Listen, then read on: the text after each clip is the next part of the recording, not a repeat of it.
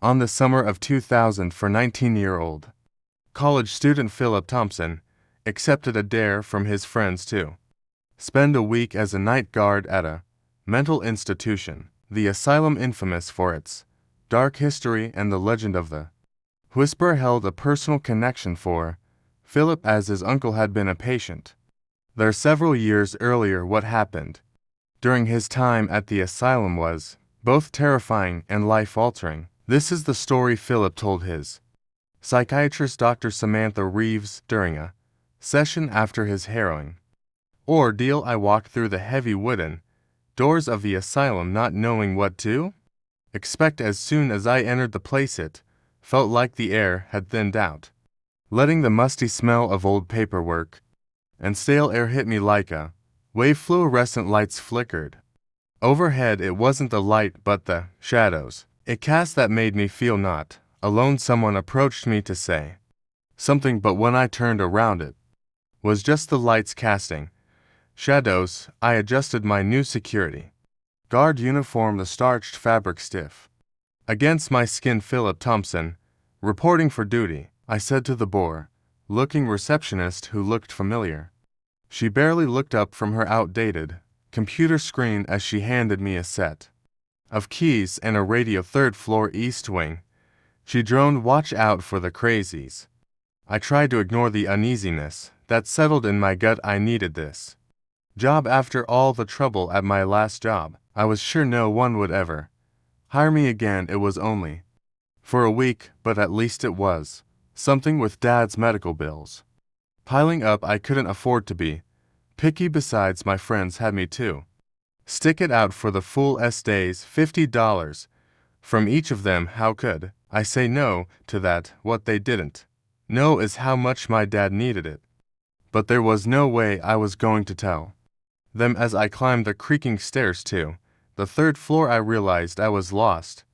This was the wrong third floor. I was meant to start 3 floors underground. I turned around and started going down. The basement was open. I thought, little did I know that the horror I was about to experience had not even begun. My Uncle Jack had been impatient here years ago, then he vanished without a trace. Mom never liked to talk about it, but I knew something strange had happened to him within these walls. How could they just lose a patient? It didn't add up. But that's the thing about people in these places, they're already invisible. Maybe my connection to Uncle Jack is the reason I've always been drawn to this place despite its dark reputation. I finally reached the East Wing and unlocked the heavy metal door, the keys jingling in my hand. The hallway stretched before me, dimly lit and silent, except for the occasional muffled moan or whisper from behind closed doors. I took a deep breath, squared my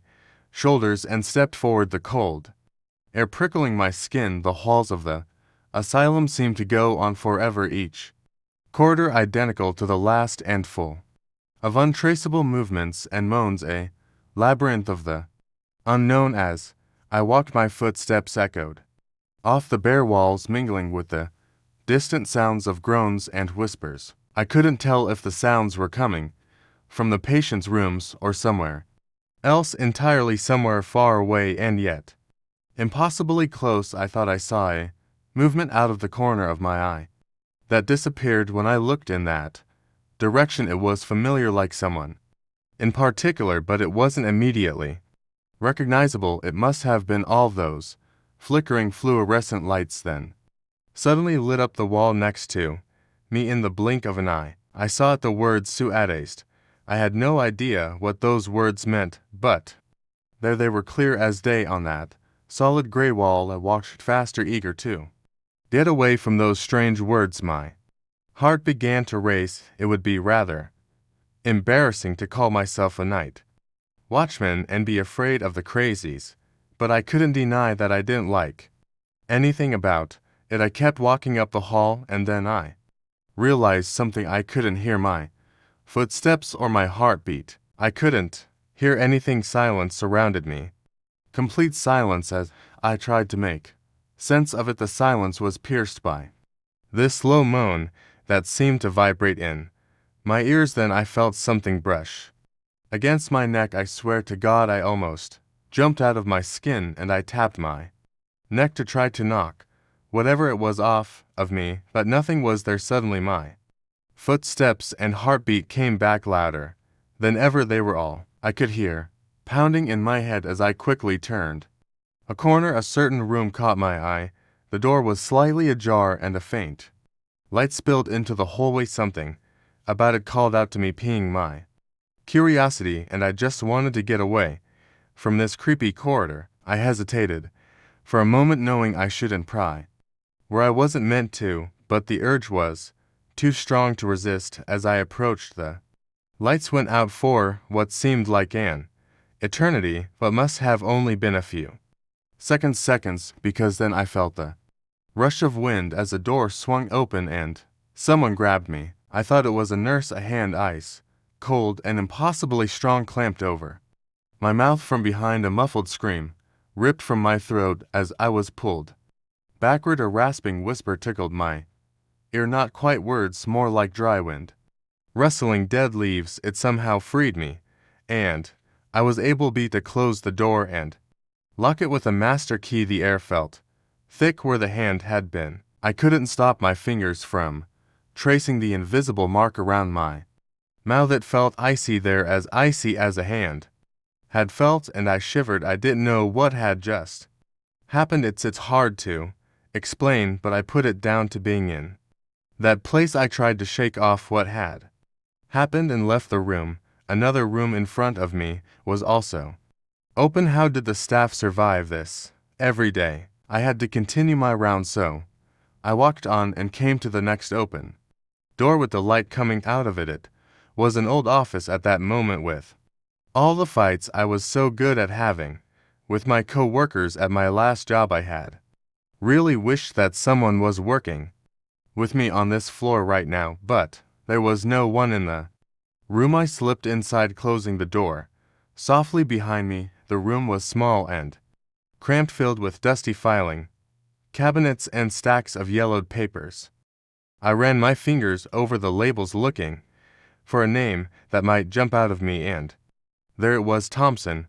Jack. It was easy to find, easy in a way. I felt uneasy, but still with trembling hands I pulled out the file and began to read. The pages were filled with cryptic notes, not and strange diagrams, and there it was, Kuro Adis, the same phrase I'd seen on the wall. None of it made sense to me, but one phrase kept coming up: the whisper. The whisperer watches, the whisper knows everything. The whisper is here. According to the file, the whisperer would appear mostly in my uncle's dreams.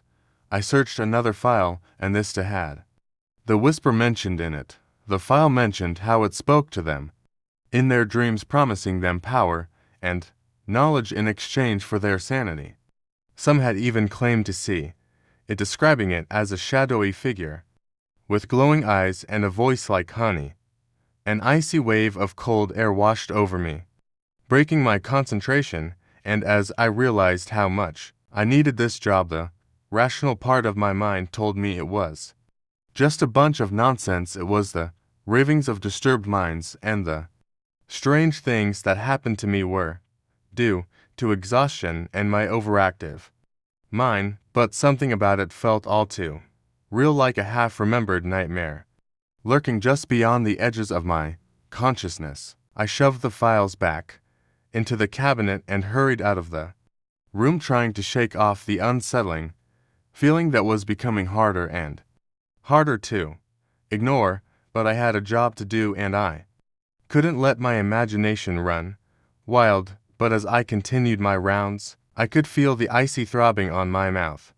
Where that hand had been, what more there was to this place than met the eye. The sensation of spinning intensified as it became harder to keep my composure in the dimly lit hallway. My vision began to blur at the edges. I began to see shadows everywhere, but through all this confusion, I kept seeing the words Swearo West, not only on the wall, but on the crusty window sill, smudged on the ceiling, and somehow written on my own hand in Sharpie, in shaky handwriting.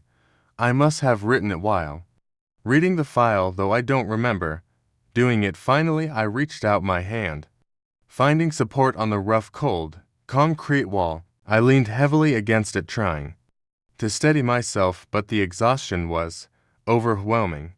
My legs buckled under me and I slid down, the wall coming to rest on the dusty floor. I had to compose myself, and this was the only way I could think of. I squeezed my eyes shut, trying to block out the dizzying kaleidoscope of horrifying images dancing behind my eyelids. My mind raced, thoughts jumbled together in a chaotic mess. My uncle's disappearance, the asylum's dark history, the whispers of something sinister are lurking within these walls. It all swirled together, a whirlpool of fear and confusion. My fingers worked the phone by themselves. I had to know, what did those words mean? Curo ades Latin. It means the whisperer is here. Despite my best efforts to stay awake, to keep my wits about me, I felt myself slipping away. I needed to get my bearings, and perhaps a moment's rest would do just that. However, there was no real decision to be made, as the pull of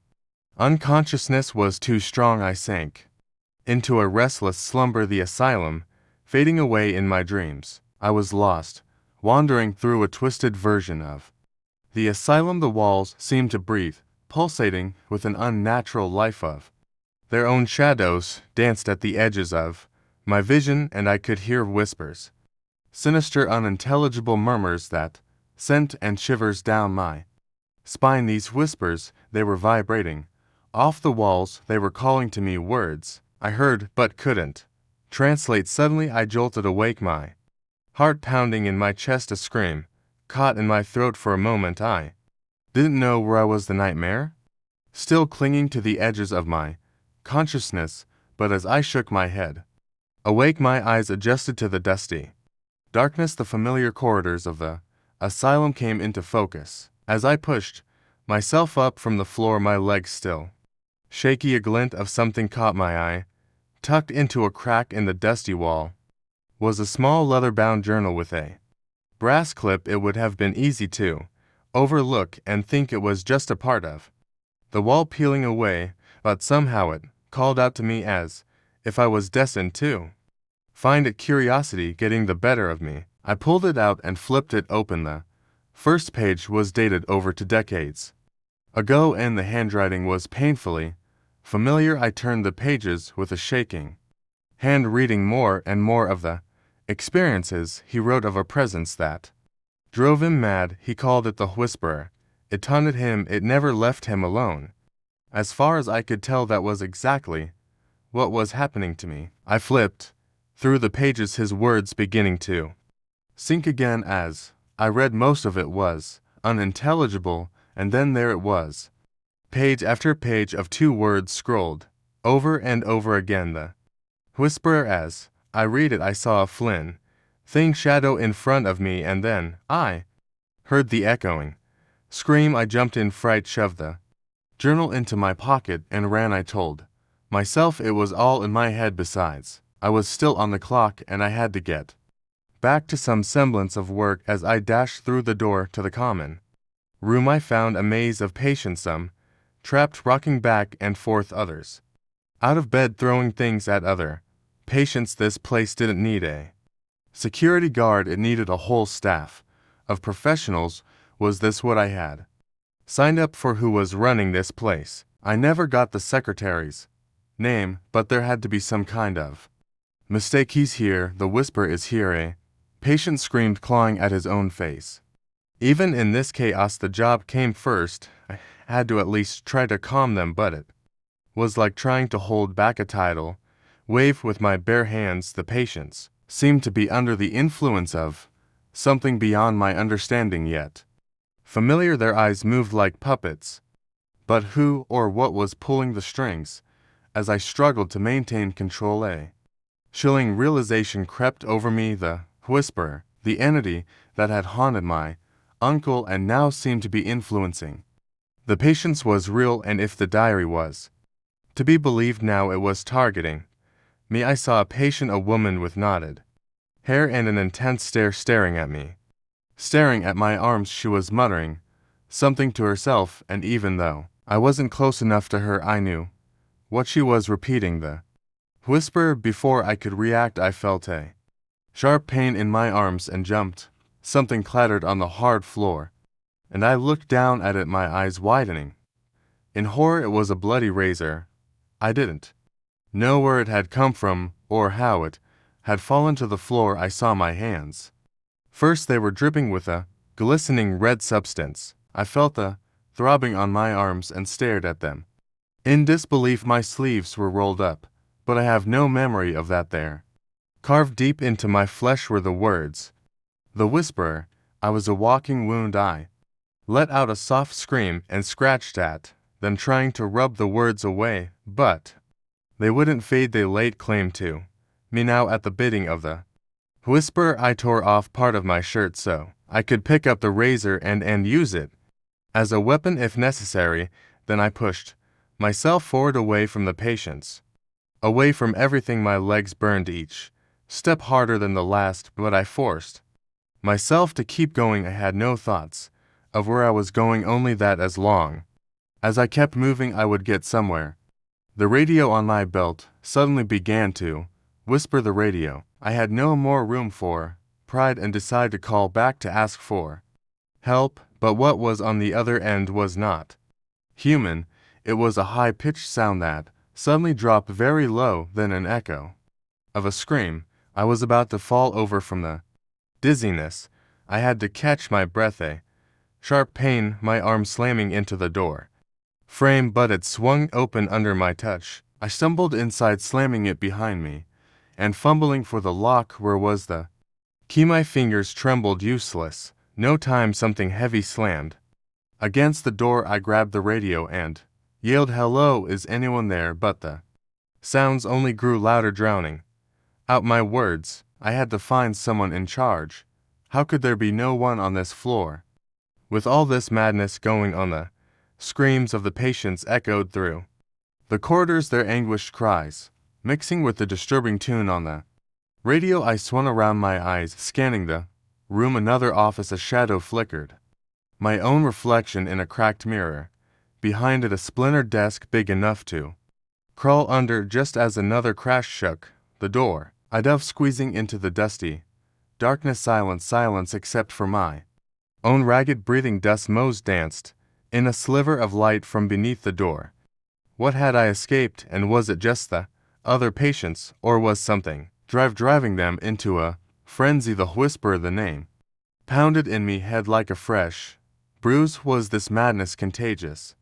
Something shifted above me, the crack of the desk leg echoing in the heavy silence. Was it just the patients at the door, or was there something else stalking me even now? I pressed my hands to my temples, trying to block out the cacophony of screams and the incessant whispering in my head. Reality and hallucination blurred together, and I could no longer tell what was real and what was a product of my unraveling mind. Finger scrambling, I pushed aside moldy papers. I had to find a way to contact someone on the radio. How could I be so lost in a place like this? I never knew how far underground the hospital went. As I stood and leaned against the desk to catch my breath, a glint of metal caught my eye. With trembling hands, I reached for the object, revealing a small, ornate key. It seemed to pulse with some otherworldly energy, and as I held it, a sudden realization washed over me like a tidal wave. The Whisperer, I murmured, my voice barely above a whisperer itself. It's not some outside force, it's me. It's always been me. The key unlocked net a hidden compartment in the desk, revealing a withered journal. As I turned the pages, the truth unfolded before my eyes. The asylum's dark past, the experiments, the tortured souls, and at the center of it all, a manifestation of the patient collective darkness given form by their shared trauma and despair. I sank to the floor, clutching the journal to my chest, hairs blurred the pages as I faced the terrible truth. Had I unleashed this evil? Was the architect of my own descent into madness? I looked down at my arms, the blooded and crusted words, the Whisperers staring back at me from their forced indentations. The room grew colder, shadows shifting unnaturally. My eyes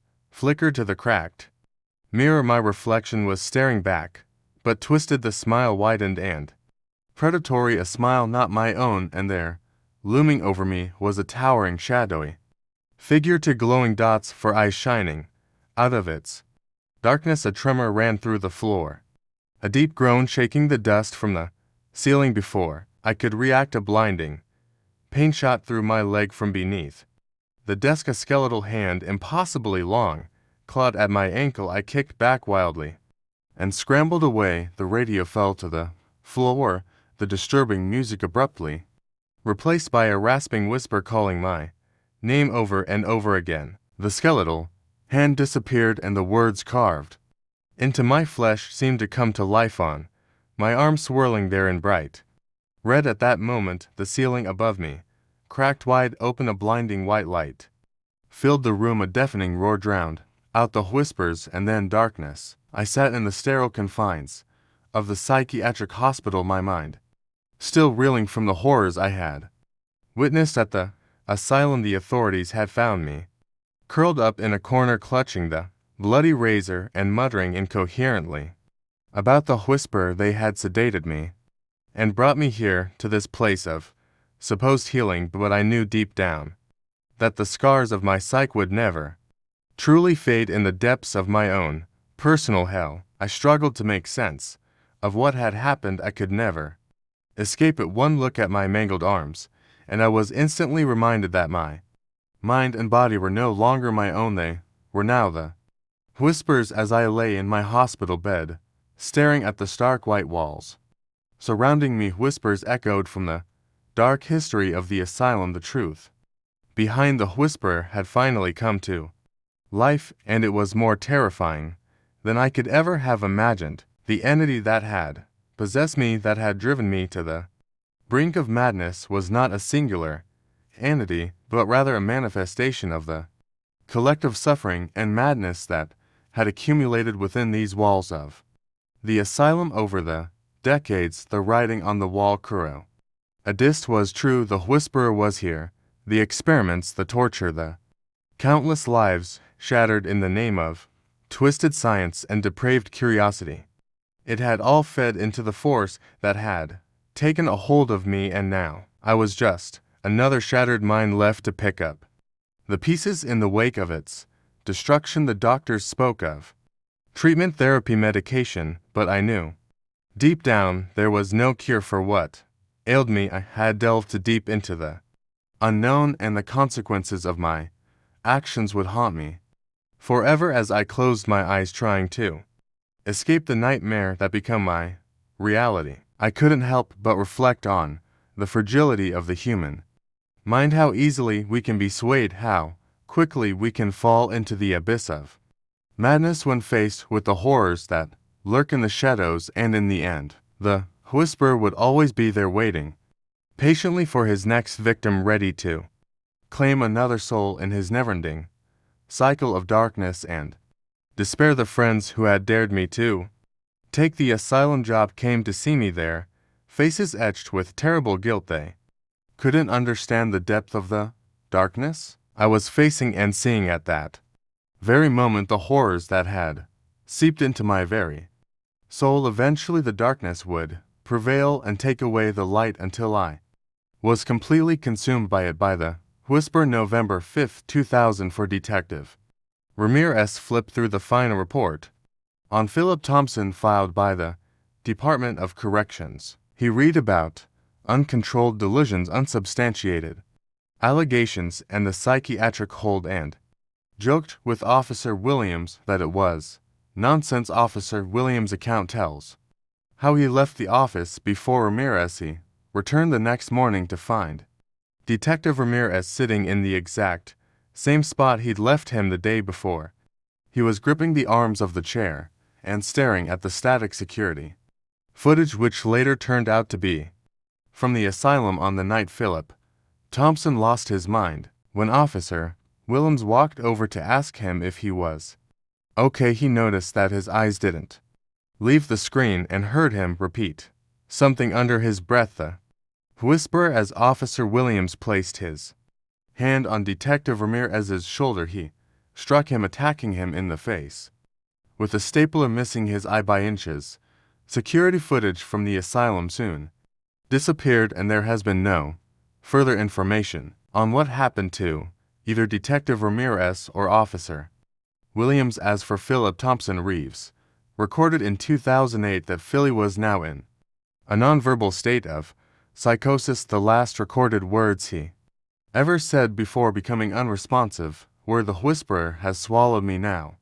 The asylum closed in 2012, and information on many patients, including Philip Thompson, has since become untraceable. He became one of the lost patients, the same fate as his uncle Jack. Exactly what happened to Philip Thompson that fateful night 2 decades ago is hidden within the confines of this asylum, where for many sanity seems to have been lost and insanity confirmed. For more scary horror stories, please subscribe Specter Stories.